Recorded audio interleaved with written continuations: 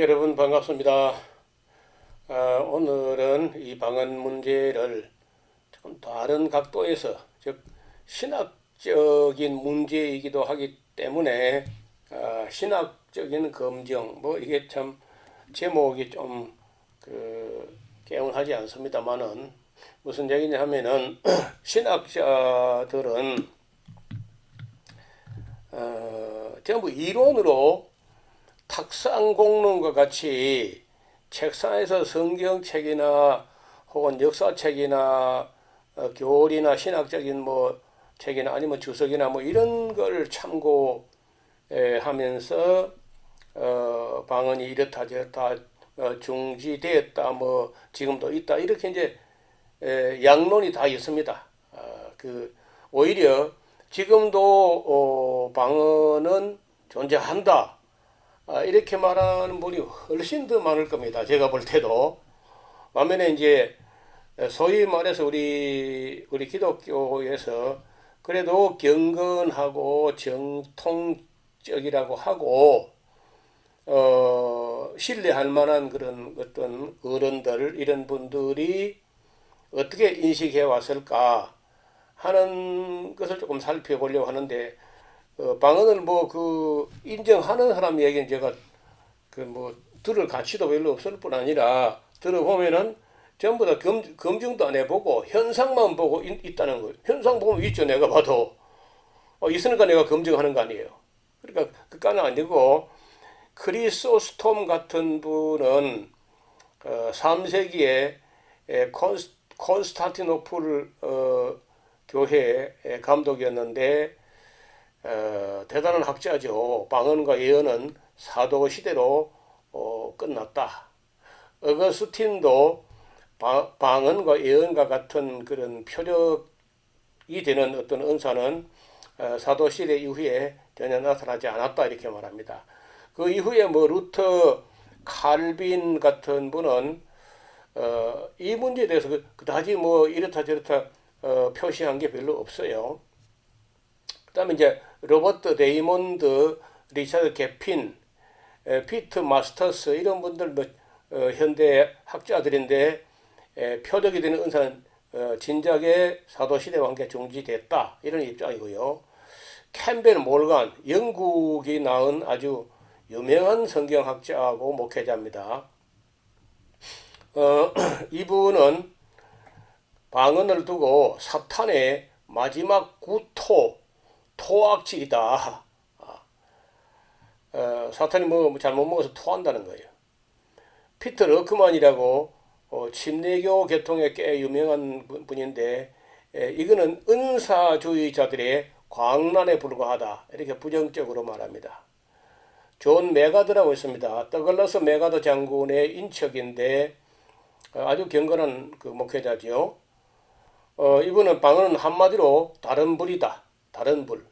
스트레인지 파이어. 홈리와 비너하스 이런 사람들이 다른 불로 가지고 제사들에다가 타 죽었잖아요. 그런 것처럼 오늘 방언으로 불장난하는 것은 방언을 가지고 불 받아라 성령 불이다 하는데 그 불은 거의 스트레인지 파이어 낯설은 불이고 이상한 불이고 잘못된 불이란 거예요. 그 다음에 이제 크루트 코흐라고 하는 인데 현대에 좀 살아계실 겁니다.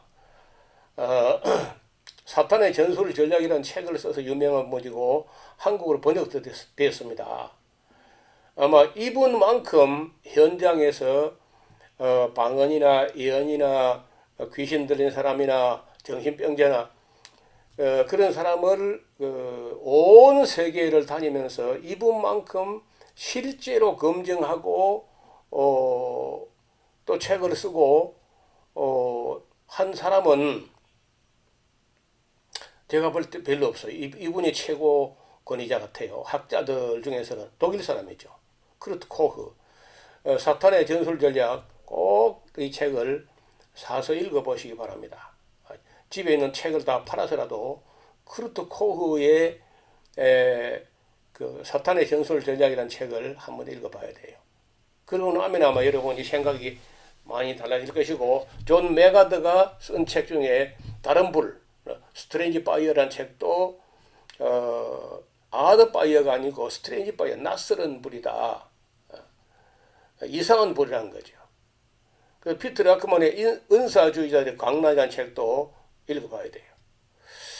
그래서 이제 이런 대체로 보면 이렇게 이제 경건한 학자들 아니면 성실한 목회자들 이런 분들은 거의 다 이제 방언을 중지되고 지금 현재 있는 거는 정상이 아니다, 속임수다 이렇게 이제 인식을 하고 있고 저도 뭐 이분들하고 생각이 크게 다르지 않습니다. 여러분 저와 함께 지금 상당히 검증을 같이 해왔잖아요. 저도요. 제가 뭐 학자도 아니고 뭐 이름도 없는 사람이지만은 이런 문제를 글쎄요. 이런 분들도 나처럼 40년씩이나 그 목회 현장에서 실제로 씨름하면서 검증 잘 안 했을걸요. 그래서 저도 이분들도 소개하지만은 제가 지금 쭉 검증해온 걸 여러분 이거 제가 다 내놓을 수가 없어요. 다 내는 여러분 지루하고 따분하고 뭐 뭐 더러운 지저분한 그런 방언 소리 그거 더 듣고 싶지 않을 것 같아서 제가 좀 줄입니다. 제가 아는 분 어떤 한 분은요. 여집사들이 방언하는 소리 듣기 위해서 목사가 교회 가기 싫다는 거예요. 좀 짜증난다는 거예요. 그 소리가. 굉장히 기분 나쁘고 그리고 아름답지가 않다는 거예요. 그 소리가. 목사가 여집사들 방언하는 소리 듣기 위해서 교회 가기 싫다. 여러분 그런 말 들어봤어요? 그런 유명한 말도 있습니다. 실제 오늘 살아 계시는 목사님이고요. 자, 이제 그 신학자들의 견해를 보면 로버트 레이몬드 카브란트 신학교와 낙스 신학교에서 조직 신학을 가르쳤던 로버트 레이몬드는요. What about continuing revelation and miracle in Presbyterian Church today? 장로교 안에서 오늘날 일어나는 그런 계속되는 이상한 것들에 대해서 책을 썼는데 성령의 은사 계속설은 계시 은사들의 중지라는 장로교 교리하고 안 맞다는 겁니다. 성령의 이런 예언, 방언 이런 게 계속된다는 말은 계시 은사의 중지라고 중지 완료라는 장로교 교리에 배치된다. 그 문제를 지적한 후에 고린도전서 14장을 개괄적으로 주석하면서 계시가 사도시대 말기에 중지되었다. 웨스트민스터 신앙고백서 1권 1장 3절 4절 아니죠. 6절이죠. 6절. 이런 의미의 선지자들은 더 이상 존재하지 않는다는 걸 주목해야 된다. 따라서 예언 은사를 추구하라고 하지만은 바울의 권면은 더 이상 유효하지 않다고 하는 겁니다. 바울이 방언, 예언, 방언, 지식 뭐 이런 계시적 은사들은 계시 과정에 종결과 함께 종결되었다고 주장한 다음에 기적의 관계를 거론하면서 능력의 기적들은 그리스도의 경우에도 그랬듯이 사도적 메시지의 확증, 사도적 권위를 확증하는 어떤 특수 표적의 그런 은사들은 중지됐다고 이제 주장합니다. 로버트 레이몬드 여러분 기억해 두시길 바랍니다. 그 다음에 리차드 개핀 유명한 교수죠. 웨스트민스터 신학교 조직 신학 교수인데 이 리차드 개핀은 여기에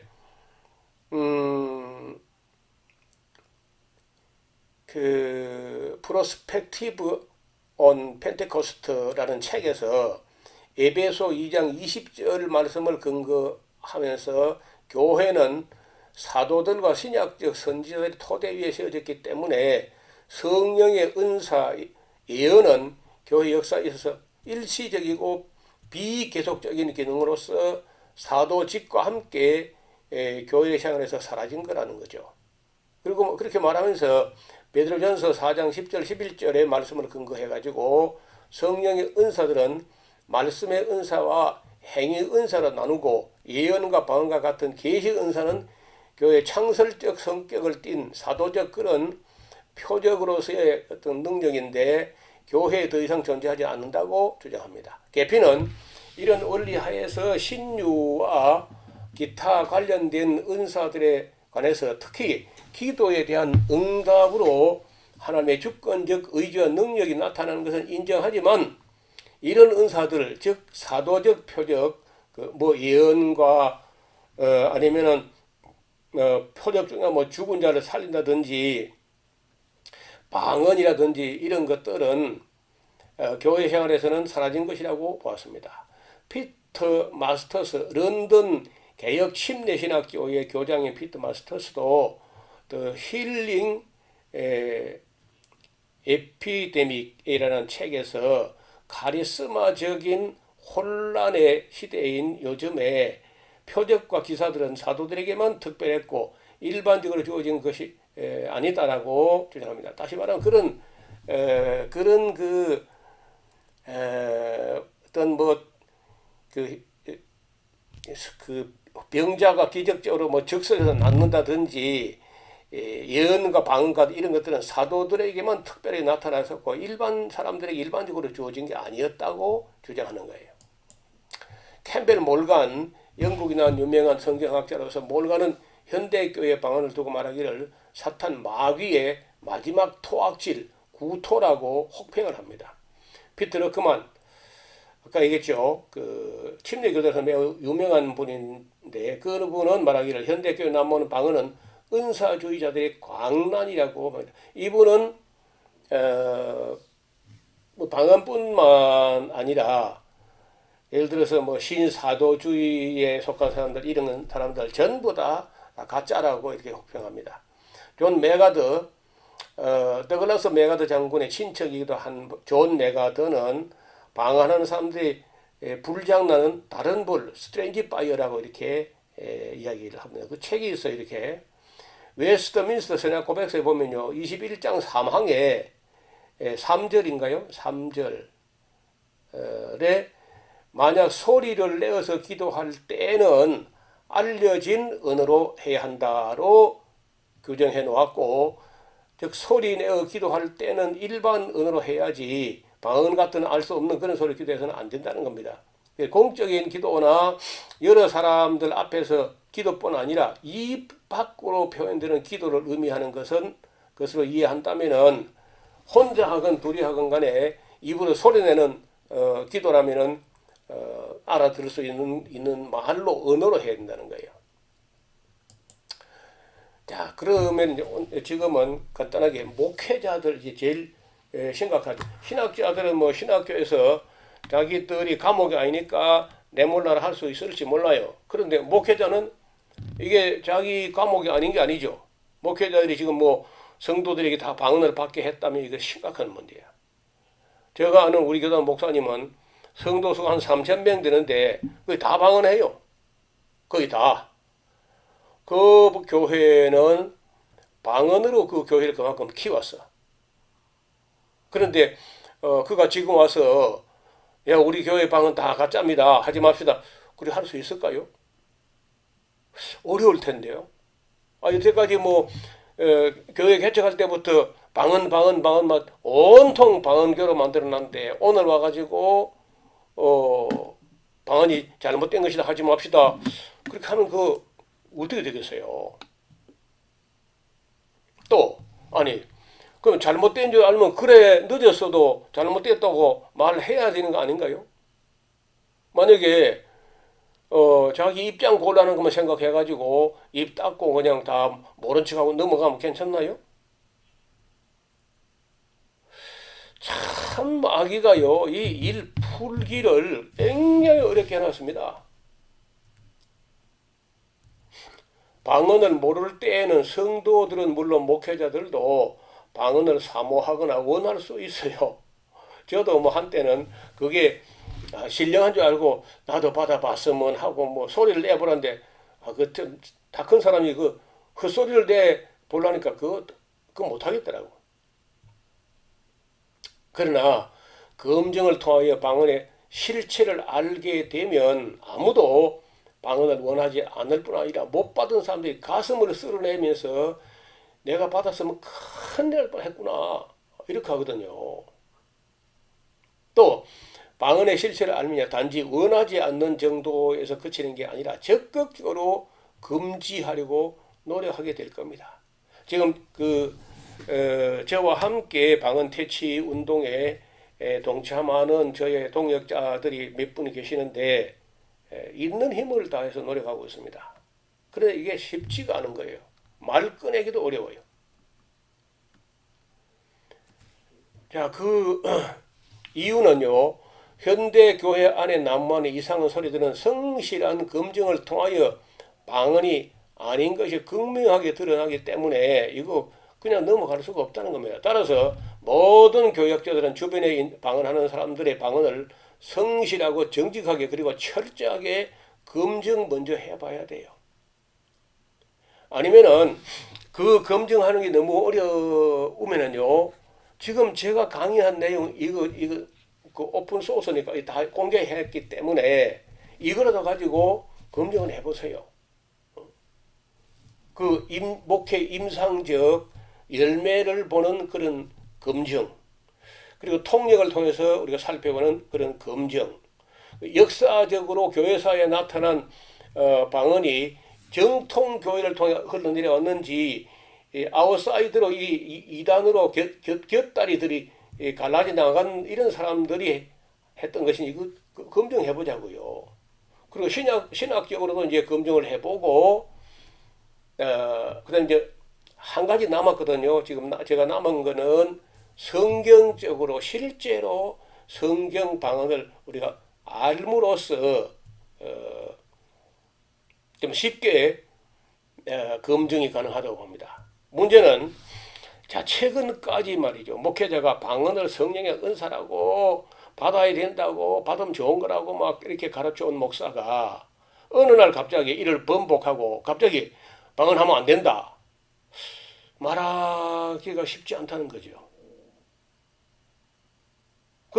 그러한 입장은 뭐 누가 봐도 쉽지 않은 것이 사실이고 현실이네. 그러나 목회자는 또 하나님 앞에서 정직해야 돼요. 이 지금 현재 입장과 행패 어렵다고 그냥 비굴하게 침묵하고 성도들이 방언에 빠져가거나 말거나 뭐 더 이상만 안 하면 되지 하고 있으면 괜찮을까요? 저는 안 된다고 봅니다. 그래서 이제 목사들이 저 이야기를 듣기 싫어하는 거예요. 부담되니까. 왜 편기풍파리까 노 목사가 우리 입장을 곤란하게 아니 지금은 곤란한 게 낫지 나중에 하나님 앞에 가서 곤란하면 어떡할 거요? 그렇잖아요? 저는 지금 잠깐 곤란한 게 낫지 하나님 앞에 가서 곤란하게 되면 그건 정말 심각한 문제라고 봐요.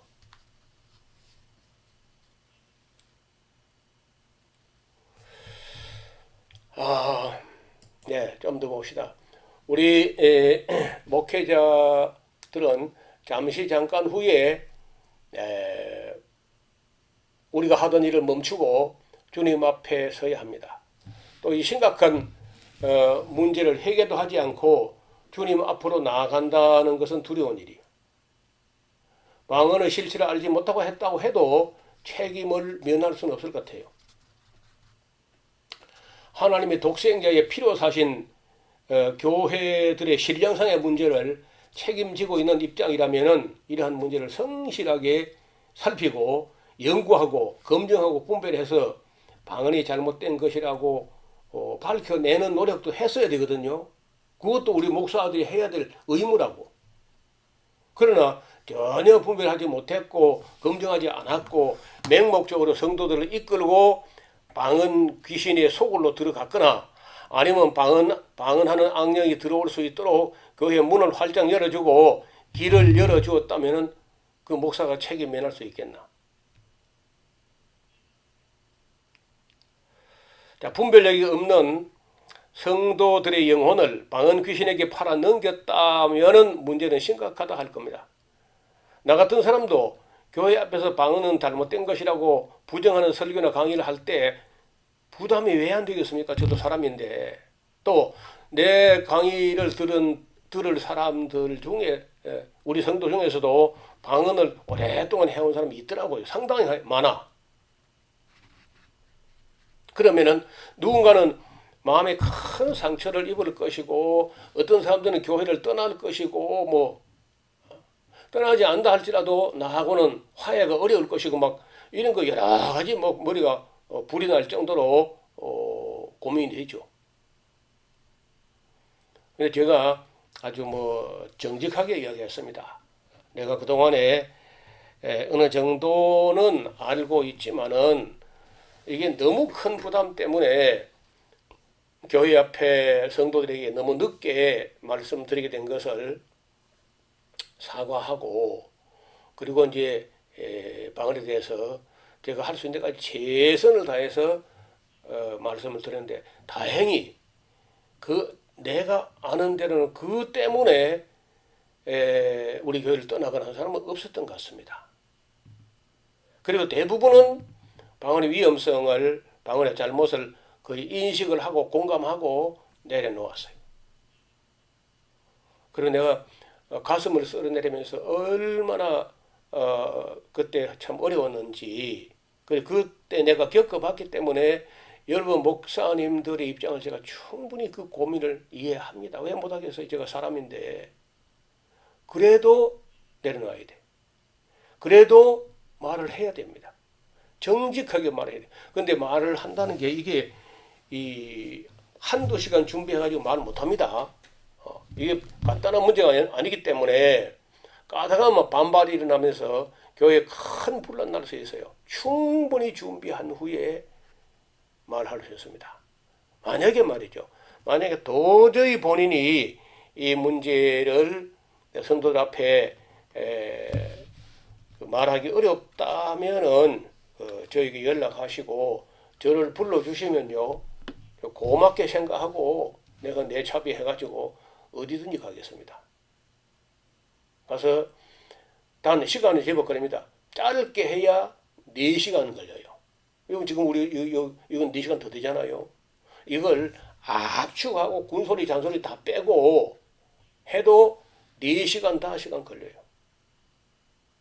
그래서 오늘은 신학자들의 견해 뭐 한쪽 편만 양쪽 편 다 들어볼 수가 없고 뭐 방언을 인정하고 옹호하는 사람들은 전부 검증 안 해본 사람들이기 때문에 그 들을 필요가 없어요. 그건 말도 안 되는 소리니까. 그래서 저는 신학자들이 뭐 검증을 별로 해보지도 않았고 아까 크루트 코우라든지 이런 분들은 실제 검증해본 사람들이야. 그래서 지금 현재 방언 부정하는 분들 중에 실제 목회 현장에서 수많은 방언을 검증해보고 책을 쓰거나 강의한 사람 많지 않습니다. 진짜 몇 안 돼요. 그래서 저 같은 사람이라도 아니면은 이건 너무 부담스러워서 말하기 어려운 분이기 때문에 제가 이 어려움을 감수하고 여러분과 교회와 성도를 아끼는 마음으로 이런 강의를 준비한 겁니다. 오늘은 여기까지 말씀드리고 또 다음에 다른 걸로 이제 성경 안으로 들어가서 좀 살펴보는 그런 시간 갖도록 하겠습니다. 감사드립니다.